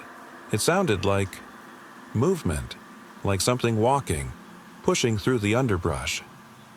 "I don't hear anything," Jamie said, but I could see the concern in her eyes. Kyle stood up, squinting into the dark. "It's getting closer. You don't hear that?" We fell silent. The sound stopped for a moment, then came again. Footsteps, slow but deliberate. Not animal-like. Too heavy. Too steady. "All right, this isn't funny," I said. "It's probably just a deer." Kyle wasn't convinced. He grabbed the flashlight and pointed it into the trees. We stared at the beam, cutting through the dark, revealing nothing but trees and shadows. "I don't like this," Jamie said. "Let's head back to the car." Before we could move, the sound came again. Closer now, right on the edge of the campsite. I grabbed my knife. "We'll check it out. Stay close." We stepped cautiously into the woods, the rustling growing louder with every step, like something was pacing around us, staying just out of view. The trees around us felt too close, the air thick with unease. Then we saw it. In the beam of Kyle's flashlight, a figure stood between the trees. It was tall, impossibly tall, with arms too long and shadows that twisted in unnatural ways. Its eyes glowed, distant but unmistakable. And then it moved. It lunged, and I barely had time to react. The shrill screech it made tore through the silence. We ran, stumbling over roots, panic making every step feel too slow. The thing's footsteps were behind us, closing in, cold breath on the back of my neck. We didn't stop until we reached the campsite again, out of breath. The fire had gone out, leaving only cold, empty darkness. The footsteps still circled, never stopping. We huddled by the fire pit, trying to stay calm. "What was that?" Jamie whispered. "I don't know," Kyle said, his voice trembling. "It wasn't human." The footsteps continued, but we couldn't tell if it was getting closer or farther. It was as though the thing was toying with us. "Get the car," I said. "We need to leave now." But Kyle froze, looking at the trees around us. "Guys, the truck. It's gone." We all stared in disbelief. The truck was no longer where we parked it. We were stranded. The footsteps stopped, but the air grew colder. The silence was thick, and then a voice, low and raspy, whispered from the trees. "You can't leave." It wasn't any of us. It was clear, a voice that shouldn't belong in the woods. A figure emerged from the trees. It wasn't tall anymore. It crouched low, its glowing eyes watching us from the darkness. Then, as quickly as it had appeared, it disappeared into the night. We didn't wait for dawn. We packed our things and made our way out of the woods, moving faster than we ever had before. The thing's eyes never left us, but it didn't follow. When we reached the edge of the forest, the truck was back, as though it had never moved. We never spoke of it again. It was supposed to be a simple weekend getaway. Just me, my best friend Sam, and the woods. A remote campsite in the middle of a dense forest, miles away from the nearest town. We'd planned it for months, just a couple of guys, some camping, gear, and the wilderness. We arrived late, the sun already dipping below the horizon. The forest was quiet, but not peaceful. The trees towered over us, their branches whispering in the wind. We set up camp quickly, the chill of evening creeping in. The fire we built crackled to life, casting dancing shadows around us as we joked and cooked dinner. But as the night settled in, something felt off. It was subtle at first, a feeling of being watched. I shook it off as the usual paranoia that comes with being in the woods at night. "Did you hear that?" Sam asked suddenly, his voice low. I paused, listening. It was faint, but there. Footsteps. Not animal sounds, but something human-sized, walking between the trees. My heart skipped a beat. It's probably just a deer or something. Sam wasn't convinced. He stood up, squinting into the dark. "That doesn't sound like a deer." I grabbed the flashlight from my backpack and aimed it into the woods. The beam of light cut through the dark, revealing nothing but the twisted shapes of the trees. No movement, no signs of life. Still, I couldn't shake the feeling that something was there. We decided to go check it out. We grabbed our gear and made our way toward the noise, following a narrow path deeper into the forest. The air was thick with silence now, the forest holding its breath. With every step, the feeling of being watched grew stronger. And then we saw it. A trail. It wasn't a normal trail. The ground was undisturbed, the leaves in perfect order, like someone had carefully swept the earth to make it look untouched. But it led deeper into the forest, and we, foolishly, followed. The further we went, the more the trees seemed to close in around us. The path twisted and turned, never leading where we expected. The rustling sounds of the forest had stopped, replaced by an eerie, oppressive quiet. And then we saw the figure. At first, it was just a shadow, standing still at the end of the path. But as we got closer, we saw it clearly. Tall, too tall, with long limbs that bent unnaturally. Its face was hidden in the shadows of its hood, but we could feel its eyes on us, watching. We froze. Sam's breath hitched, and I couldn't move. My instincts screamed at me to turn and run, but my feet wouldn't cooperate. The figure began to walk toward us, slow and deliberate, its feet not touching the ground. It hovered inches above the earth, making no sound, its shape distorting with every step. I finally snapped out of my paralysis and grabbed Sam's arm. "Run!" I hissed. We turned and bolted, but the woods were no longer the same. The trees shifted, the path we had followed now completely gone. We were lost. No matter how many turns we took, the forest closed in tighter, the shadows thicker. The sounds of our footsteps were drowned out by the heavy silence. I glanced back, and the figure was closer now, still hovering, its eyes glowing faintly. It was following us, moving with terrifying speed. We sprinted in blind panic, branches whipping at our faces, our breaths ragged. I couldn't remember how long we had been running, but it felt like hours. My legs burned, my mind numb with fear. Finally, I saw a break in the trees ahead, a clearing. I could see the faint outline of our campsite in the distance. "We're almost there," I shouted to Sam. But when we reached the clearing, there was no campsite, just more trees. The fire we had built was gone. Our tents were nowhere to be seen, and the figure was there, waiting for us. It stood in the center of the clearing, motionless, its eyes fixed on us. "Please," I whispered, my voice shaking. "What do you want?" The figure didn't move. Instead, its hood shifted, revealing a face. Pale, twisted, with eyes that seemed to suck in the light around it. Its mouth opened, but no words came out.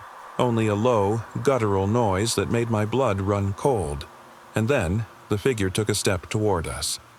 Without thinking, I grabbed Sam's hand and pulled him into the woods.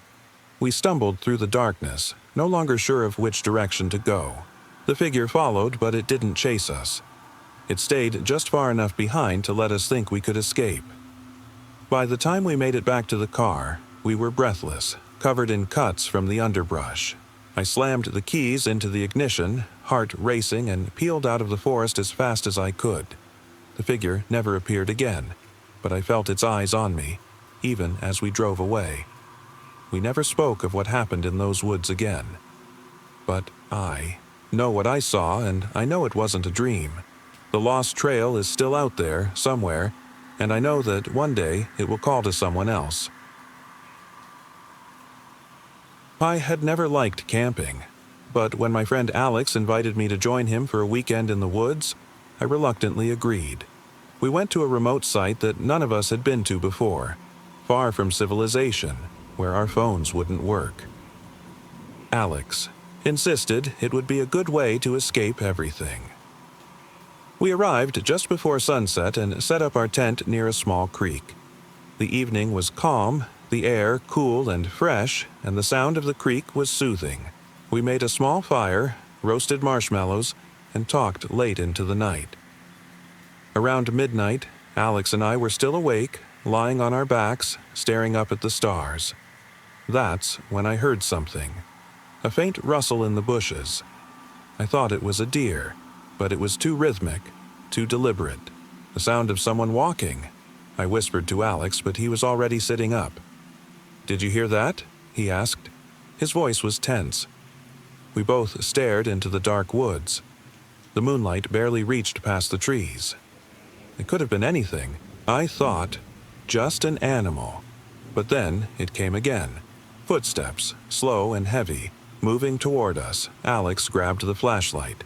"Stay here," he said, his voice low. "I'm going to check it out." I didn't like the idea of him going alone, but I stayed behind. I could barely see him as he disappeared into the trees, the beam of his flashlight flickering. The footsteps stopped. I strained my ears, trying to make sense of the silence.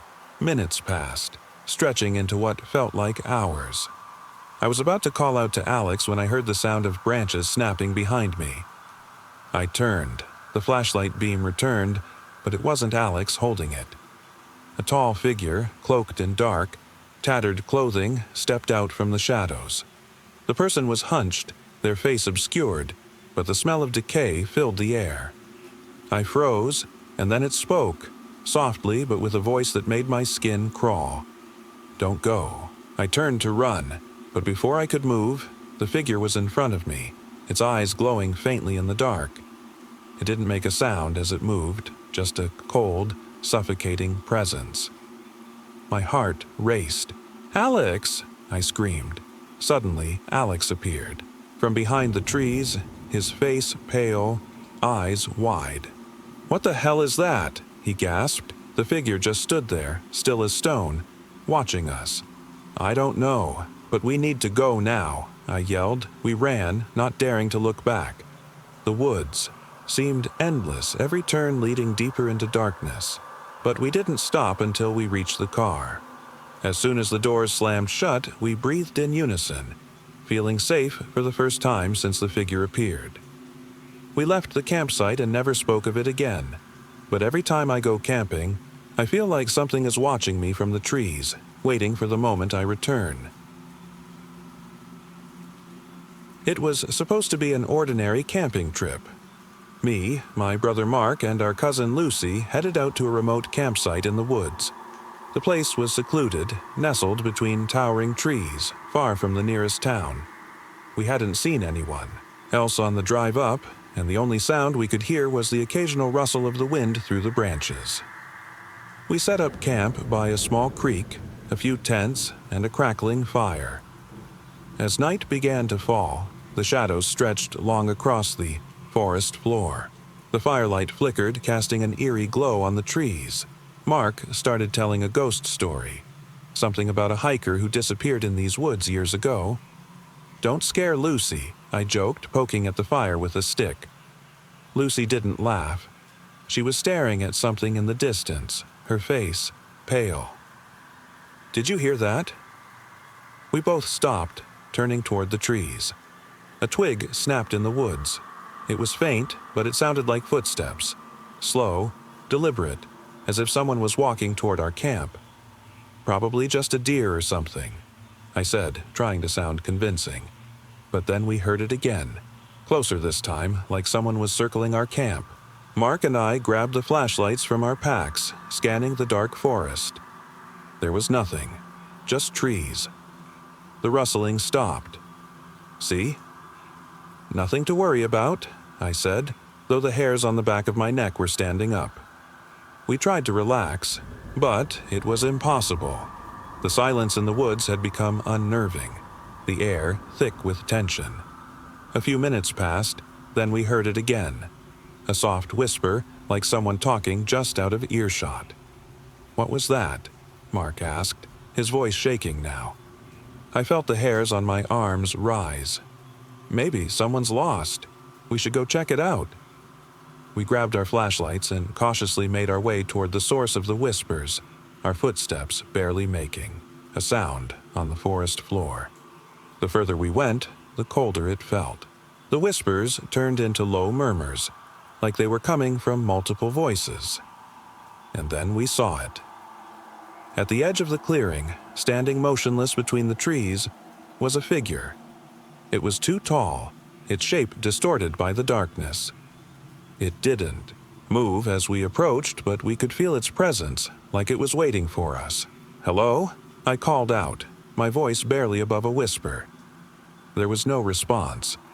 The figure just stood there, unmoving, watching us.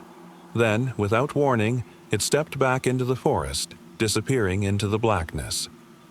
We stood frozen, unable to move. I don't know why, but something told me not to follow it. Mark broke the silence. "We need to go, now." We ran back to the campsite, but when we reached it, something was wrong. The fire had gone out, leaving only smoldering embers. Our gear, our packs, the tents, had been torn apart, scattered across the ground.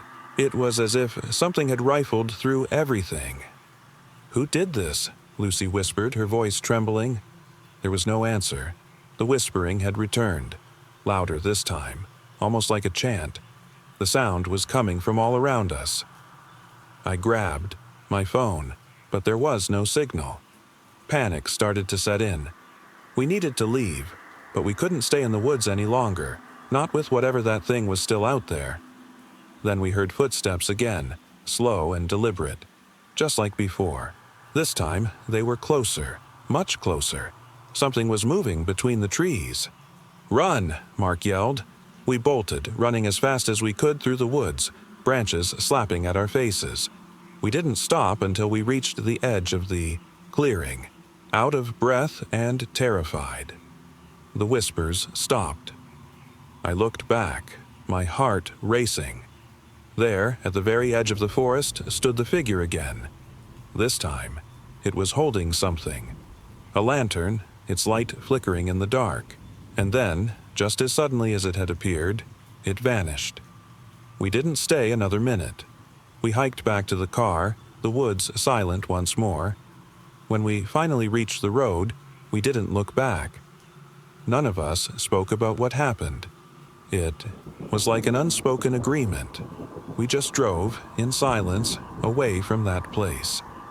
The next day, I tried to go online and look up the campsite, but there was nothing. No records, no history, nothing at all. Like the place had never existed. But I knew it did, and I knew we had made a mistake staying there. Camping in the deep woods was supposed to be peaceful. No phone service, no city noise, just the crackling fire, the smell of pine, and the distant sounds of nature. That's what my friends and I wanted when we set up camp miles away from the nearest road. The first night was perfect. We sat around the fire telling stories, roasting marshmallows, and staring up at the endless sky. But then, in the dead of night, I woke up. Something was wrong. The forest was silent. Not the kind of peaceful silence you'd expect. This was absolute. No wind, no rustling leaves, no chirping insects. It was like the entire forest was holding its breath. Then, from somewhere beyond, the trees, I heard a snap, a branch breaking. I held still, listening. Another snap. Closer this time. I turned my head toward my tent's entrance, heart pounding. Maybe it was an animal, a deer or something harmless. But then I heard it. A sound I will never forget. Breathing. Low, slow, deliberate. Right outside my tent. My body froze. The breathing wasn't fast or erratic like an animal's. It was steady, controlled, like someone was standing there, just inches from where I slept, listening, watching. I reached for my flashlight, my fingers trembling. My mind screamed at me not to turn it on. If I did, I'd see something, and I wasn't sure I wanted to. The breathing stopped. I lay there, heart thundering, barely daring to inhale.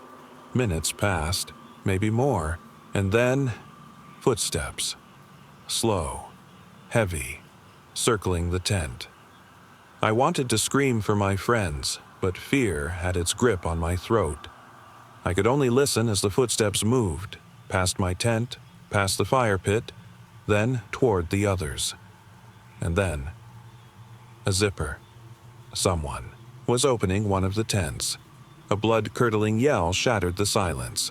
My friend Eric. In a panic, I grabbed my flashlight and unzipped my tent in one frantic motion. The beam cut through the darkness, landing on Eric as he stumbled out of his tent, eyes wide with terror. There was someone inside. He gasped, his voice shaking. We swung our lights toward the trees, expecting to see someone running.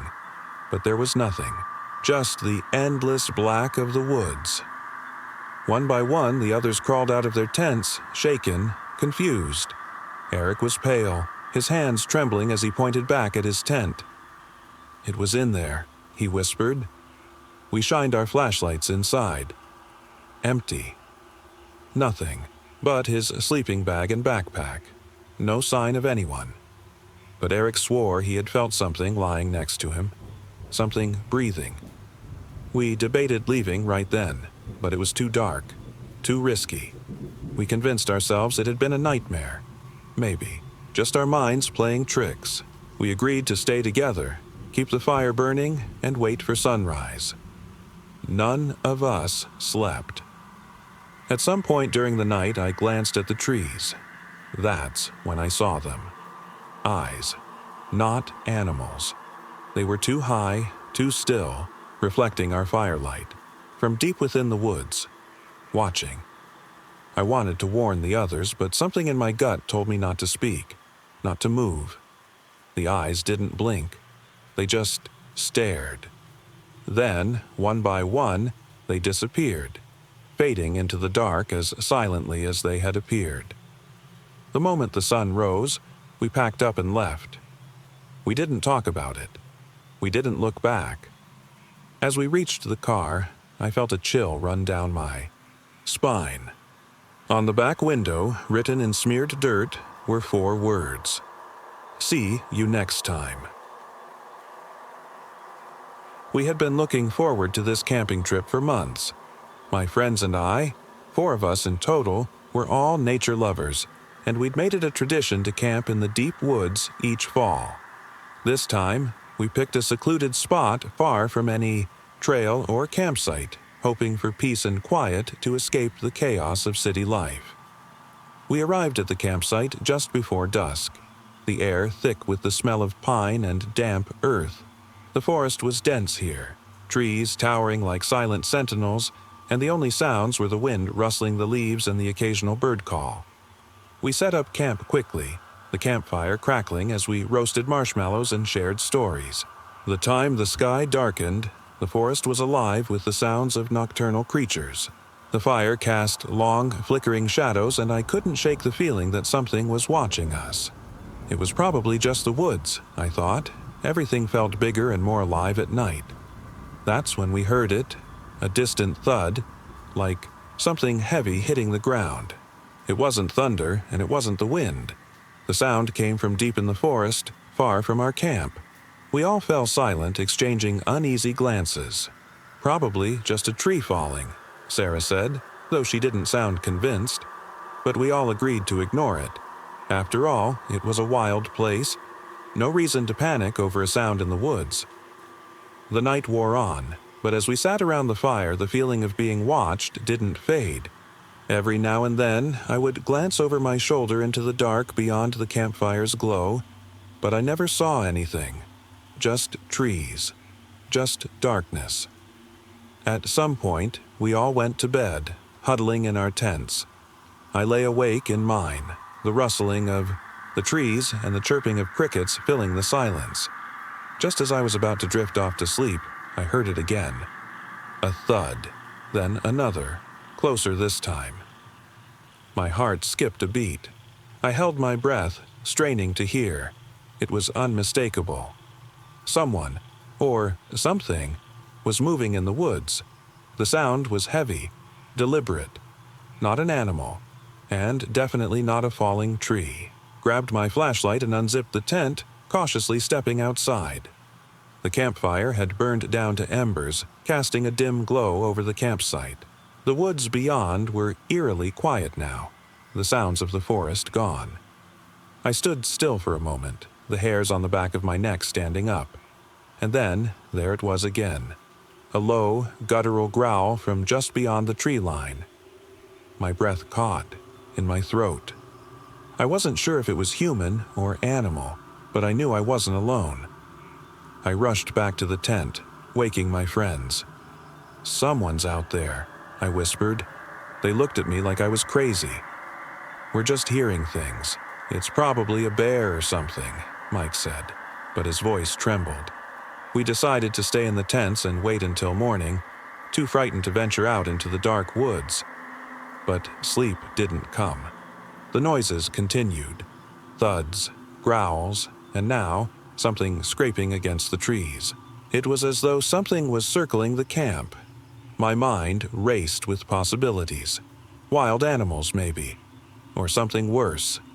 Then, just as the sky began to lighten, the noises stopped. The woods were silent once again. When we emerged from our tents, the camp was in disarray. Our bags had been opened, the contents spilled out and torn. But the most disturbing thing was the small pile of stones that had been placed in the center of the campsite, arranged in a perfect circle, like some kind of ritual. We all froze, staring at the stones. The hairs on my arms stood up, and I felt a wave of nausea wash over me. No one had touched them. No one had arranged them. We decided to pack up and leave, but the unease followed us as we made our way out of the woods. The trees loomed overhead, and the feeling of being watched never left us. Every crack of a branch, every whisper of wind felt like something lurking just out of sight. But as we reached the edge of the forest, something caught my eye.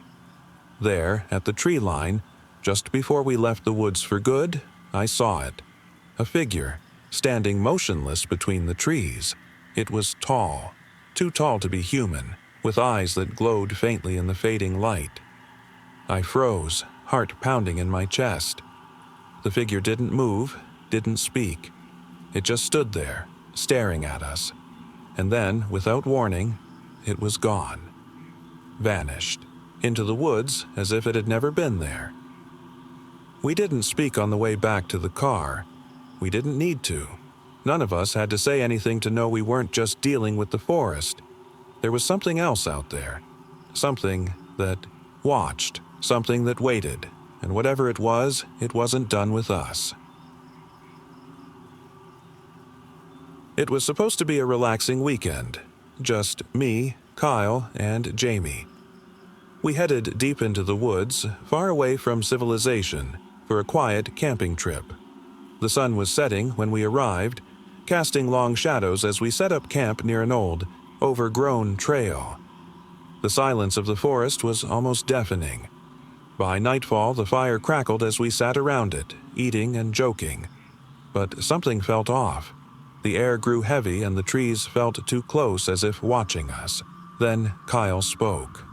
"Do you hear that?" he asked, looking over his shoulder. We all stopped. In the distance, something was moving, like footsteps in the brush, slow and deliberate. "Probably an animal," I said, trying to shake the unease. But Kyle was already standing up, grabbing a flashlight. "I'm going to check it out."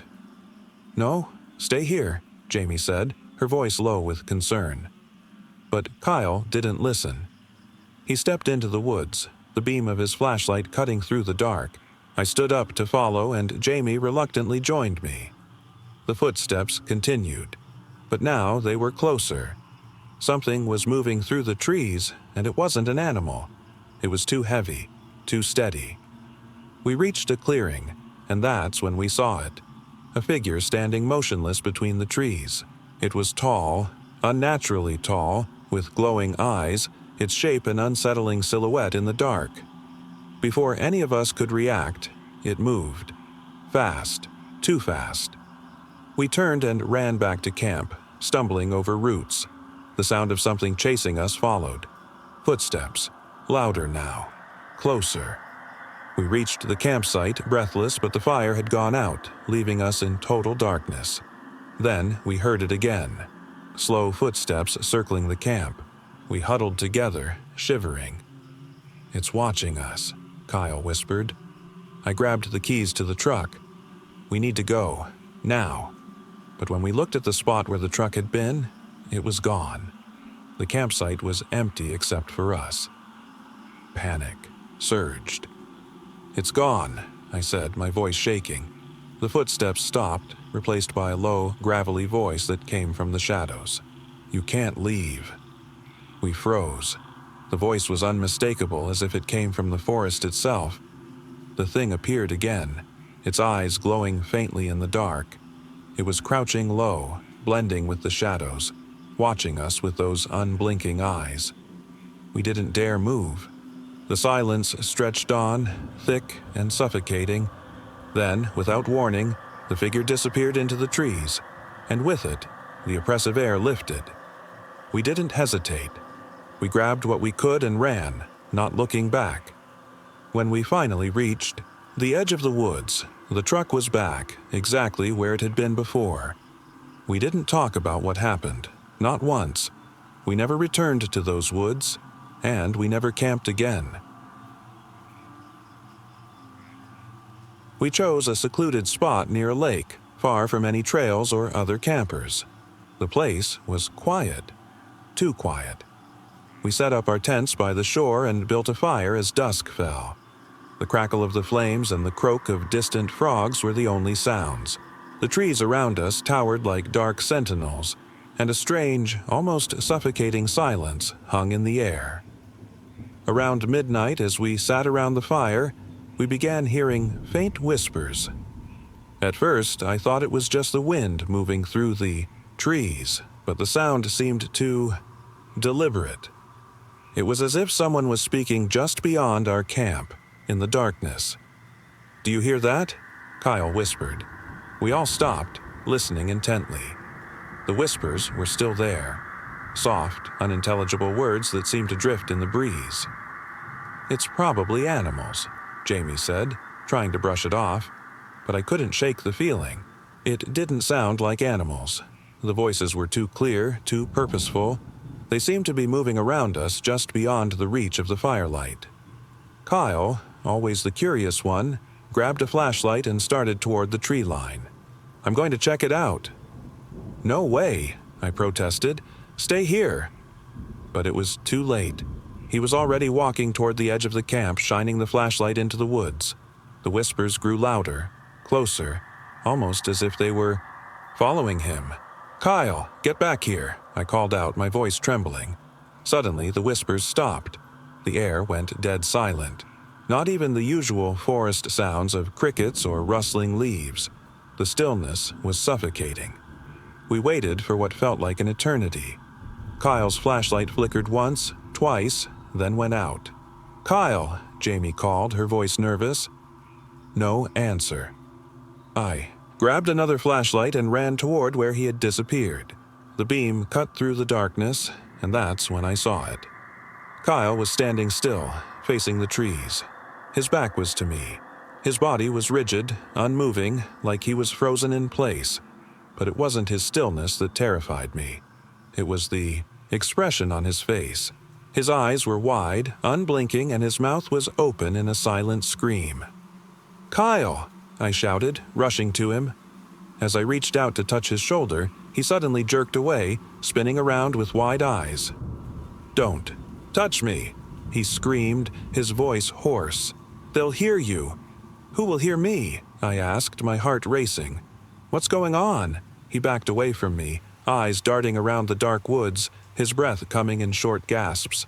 "They're out there," he whispered, pointing toward the tree line. "They've been watching us, listening." I looked in the direction he pointed, but all I saw was the dark mass of trees, shifting in the wind. There was nothing there. "They won't stop," Kyle muttered. "They'll follow us, forever." Suddenly, the whispers returned, louder than before. The trees seemed to pulse with the voices, and the ground beneath us seemed to shift. It felt like the forest itself was alive, closing in. "Kyle, we need to go," I said, my voice barely above a whisper. "We need to get out of here." But he shook his head, his eyes wide with fear. "We can't. They'll follow us wherever we go." The whispering grew louder, and then, in a sudden flash, I saw it. A shadow darting between the trees. A figure, tall and thin, moving too fast to be human. I grabbed Kyle's arm and dragged him back toward the camp, but the forest seemed to resist. It was as if the trees themselves were pushing back, making it harder to move forward. The whispers were everywhere now, louder, frantic, like they were all around us. When we reached the camp, Jamie was gone. My heart stopped. "Jamie!" I screamed, panic rising in my chest. "Jamie!" But there was no response. The fire had gone out, leaving only the faint glow of the embers. I swung the flashlight around, and that's when I saw her, standing by the lake, staring at the water, completely still. "Jamie!" I shouted, running toward her. She didn't move, didn't acknowledge me. When I reached her, I saw that her eyes were wide, unblinking, like she was in a trance. Her mouth moved, whispering something I couldn't hear, as if she were speaking to someone who wasn't there. Then, just as suddenly as she had appeared, she turned and walked into the trees, disappearing into the darkness. I stood there frozen, unable to move. The whispers were all around me now, a chorus of voices that seemed to come from every direction. I could feel them brushing against my skin, crawling under my skin. I ran. I didn't stop. I didn't look back. I just ran. Faster than I'd ever run in my life, until I reached the car. I started it up and drove, not stopping until I hit the nearest town. I never saw Kyle or Jamie again. To this day, I don't know who or what those whispers were, or what happened to my friends, but every time I close my eyes, I hear them again, the voices in the pines, waiting to call me back. I'll never forget that camping trip. It started as an innocent weekend getaway, just me and my two friends, Chris and Ella. We had no plan other than to hike, roast marshmallows, and take in the quiet beauty of the forest. The weather was perfect, and the sun was setting as we set up our campsite in a secluded area far from any trail. As night fell, the forest grew still, with only the crackling of our campfire breaking the silence. The three of us sat around the fire, laughing and telling stories. The moonlight filtered through the trees, casting long shadows that danced on the ground. It felt peaceful, like we were the only ones in the world. But then, around midnight, things changed. At first, it was subtle, just a flicker in the corner of my vision. I dismissed it as nothing, a trick of the firelight. But then it happened. Again. I glanced up at Chris and Ella, who were still talking, oblivious to the strange sensation creeping over me. There was something in the trees. I stood up and took a few steps closer to the forest's edge. At first, all I saw were shadows, but then, through the gaps in the branches, I spotted something moving. It was large, but not quite right. The shape was distorted, like it was hiding behind the trees, watching us. "Hey, do you guys see that?" I whispered. Ella and Chris looked up, following my gaze. But there was nothing. The forest was silent again, as if nothing had ever been there. "I don't see anything, man," Chris said, his voice tinged with confusion. I wasn't sure what. I'd seen, but the feeling of being watched didn't fade. I sat back down by the fire, trying to shake it off, but it came again. Rustling in the distance, faint but unmistakable. Something was moving out there, staying just beyond the light. "All right, I'm going to check it out," I said, standing up. "No way," Ella said quickly. "You're not going out there alone." Chris nodded in agreement. "Let's all go together. There's nothing out there, probably just some animals." Reluctantly, I agreed, and the three of us grabbed flashlights and ventured into the woods. The night seemed unnaturally still, the usual sounds of nature gone. No birds, no wind, nothing. We walked deeper into the trees, the beam of our flashlights cutting through the darkness. We were quiet, listening for any hint of movement. But all we could hear was the sound of our own breathing and footsteps. The farther we went, the more uncomfortable I felt. Suddenly, the rustling came again, closer this time, just behind a row of thick pine trees. We all froze. "What the hell is that?" Chris whispered. Then, without warning, a shadow darted across the beam of our flashlight. My heart skipped a beat, but when we turned toward it, the light revealed nothing but a few tree branches swaying in the breeze. We stood there, uncertain. "It's probably just a deer or something," Ella said, though her voice didn't sound convincing. Still, we couldn't shake the feeling that we weren't alone. We made our way back to camp, walking. Faster now, not daring to look back at the dark woods. When we reached the site, the fire was still burning, and everything seemed normal. Almost too normal. We didn't speak about what had happened. Instead, we sat down and tried to act like nothing was wrong, though none of us could relax. The forest around us felt thicker, more alive, as if something was lurking just beyond the firelight. The night passed without incident, and by morning, the strange feeling had faded. We packed up and left, but not without a shared glance that said it all. To this day, I can't explain what happened that night. We never saw anything, but the feeling of being watched never really left us. We never went back to that spot, and we never spoke of it again. The forest had its secrets, and we had learned to respect them.